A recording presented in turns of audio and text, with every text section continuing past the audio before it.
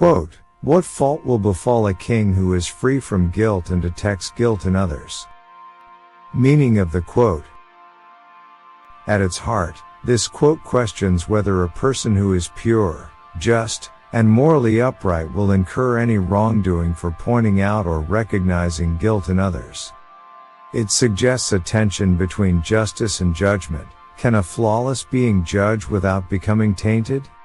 Or does even the act of judgment come with moral weight? Spiritual perspective.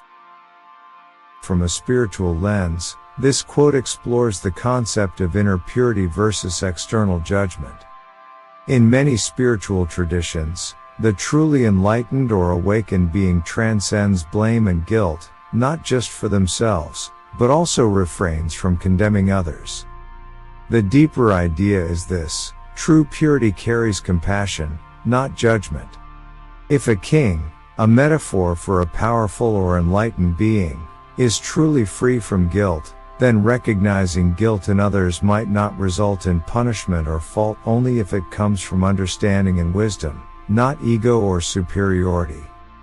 However, if the act of pointing out guilt comes with pride, condemnation, or detachment from compassion, even a guiltless king may fall from grace. Scientific perspective. Psychologically, the quote ties into cognitive bias and projection.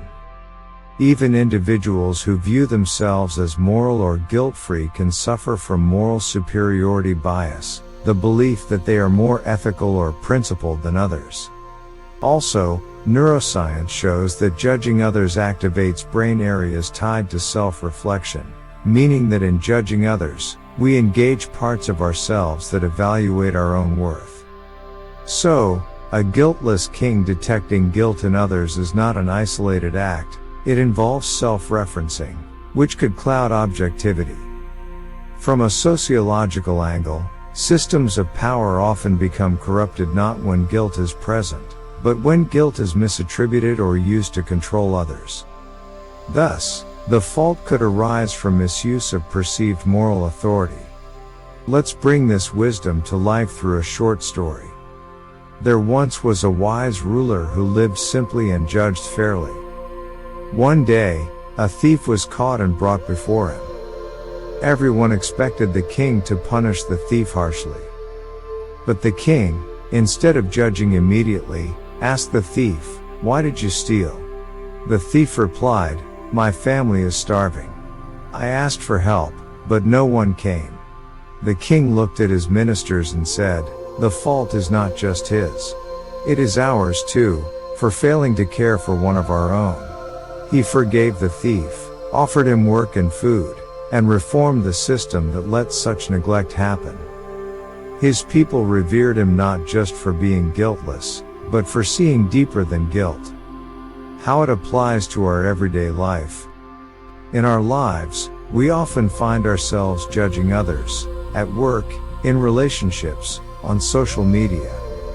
We might think we're right, especially if we haven't done anything wrong ourselves.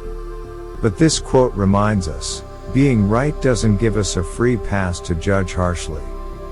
True wisdom comes from understanding, not accusation.